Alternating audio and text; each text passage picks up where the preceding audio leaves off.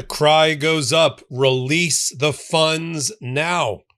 We still got a battle going on about $16 billion worth of funds for a generational tunnel project that impacts 20% of the United States economy. It's being held hostage by Donald Trump because, wait for it, he wants his name on Penn Station, New York, and on Dulles International Airport.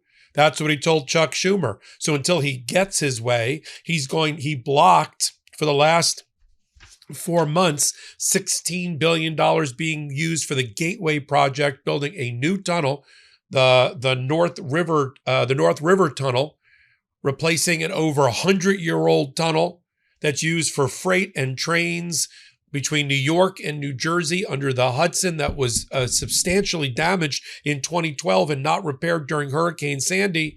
We got an order by Judge Vargas, the district court judge, which said, put the money back, release the funds.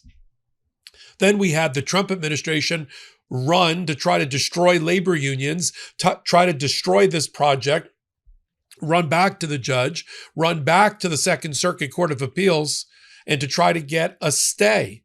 And now there's a fight going on between New York and New Jersey, led by Letitia James and Governor Mikey Sherrill of New Jersey, and Donald Trump's Department of Justice and administration over the funding as labor unions and as the economy hangs in the balance. I'm Michael Popok.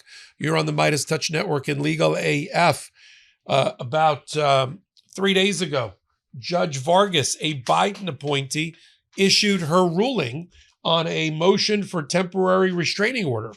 And what she found is that the states of New York and New Jersey were right, that they will be irreparably harmed by having the $16 billion in funding for this tunnel replacement that's been going on since Chris Christie was a governor of New Jersey. To have that blocked would create suffering, irreparable harm, inadequate remedy of law, and she blocked it. Then, instead of releasing the funds with the new reporting that what Trump's trying to do is to try to get his name on everything, this massive graffiti of the Trump name on all sorts of buildings and structures in return for releasing the money. Instead, his Department of Justice ran to Judge Vargas, asked for an extension of time. She said, all right, here's what we're going to do. I find irreparable harm, but I'm going to give you till the 12th of February I'm not going to give you the stay. I'm going to give you till the 12th of February to go run to the Second Circuit Court of Appeals in Manhattan and see if they'll do it for you. Well, the Trump administration ran to the Second Circuit Court of Appeals.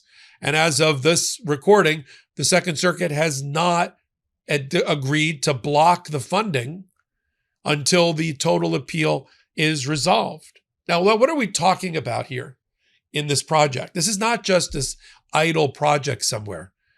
This represents cargo and commercial traffic and passenger traffic representing 20% of the United States' economy. Donald Trump doesn't like the fact that California represents 25% of the economy and is a blue state. New York, New Jersey represents 20% of the economy and is a blue state. And he's trying to extort them. We're watching an extortion scheme.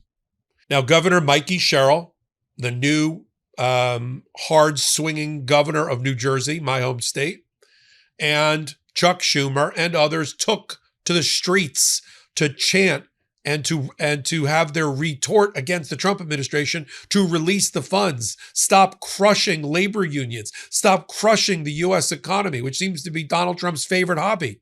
And here's a clip. The busiest rail stretch in all of North America. This is all being put on the line now by a president, it seems, to just want things named after him. By a president that has no good policy reasons for doing it. This is sabotage. This is political hostage taking. This is actually one of the worst acts of extortion I've ever seen. Why, as a president, you would punish this region of the country, responsible for almost 20% of the nation's GDP, building the future of America right here. Why you would attack that, I do not know, but I will tell you what I've heard.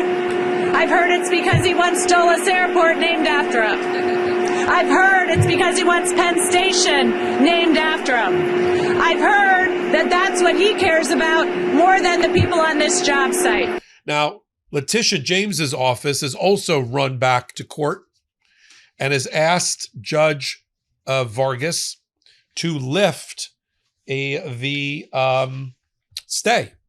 She filed just late last night a motion for reconsideration, which we have right here. We'll post on Legal AF Substack as well, to lift her stay, asking the court to allow the parties to litigate this out at the Second Circuit Court of Appeals. And since the Second Circuit has not moved to actually issue a stay, she should lift her stay. In other words, the Trump administration was given by Judge Vargas until the 12th of February to file a motion for stay with the Second Circuit. They filed instead almost immediately. They filed on the 9th of February, not the 12th, and they demanded that the stay be put in place by the Second Circuit by later that day. That did not happen yesterday. And so the argument here to the judges, lift your stay. The Second Circuit is speaking by not moving on the application. And in the interim, we need the gateway money because we haven't received any of the money that the court already observed would create irreparable harm. This is a 116-year-old tunnel, the North River Tunnel, okay? It got severely damaged and never repaired after Hurricane Sandy in 2012. This has been a project that's been on the hearts and minds of mayors and governors for the last over 20 years. And when you're talking about that 20% of the nation's economy runs through this tunnel, the fact that Donald Trump would extort and try to hold $16 billion hostage and the thousands and thousands of jobs.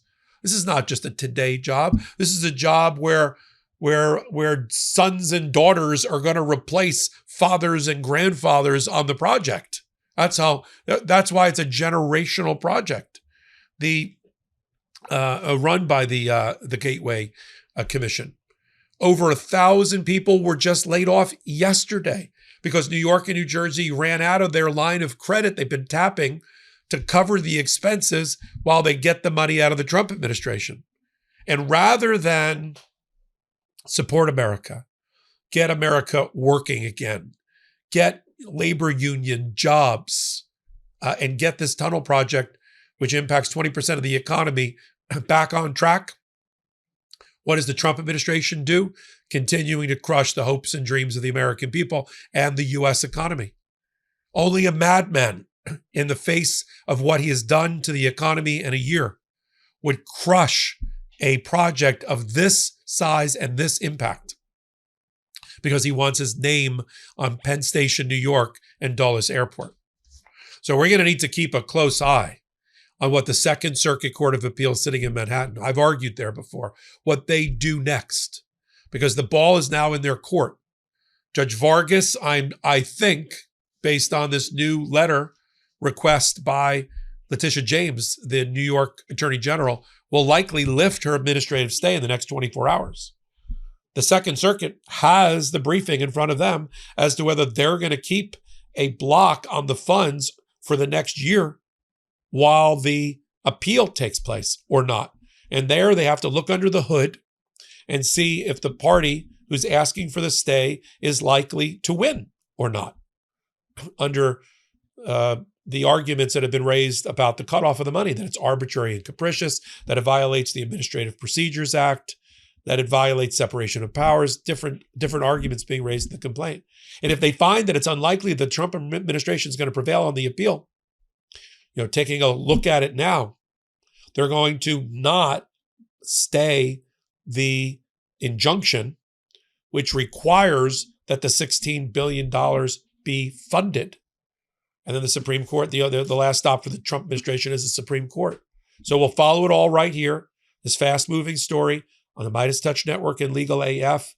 Thanks for being such a fervent supporter of what we do. Come over to Legal AF, the YouTube channel, and hit the subscribe button for us there, and help us on Legal AF Substack, where we've got you'll get copies of these documents so that you can read it at the paid membership level. So until my next report, I'm Michael Popok. Hey everybody, Ben Meiselas here from the MeidasTouch Network. I wanted to let you know about my podcast partner, Michael Popok's new law firm. It's called the Popok Firm.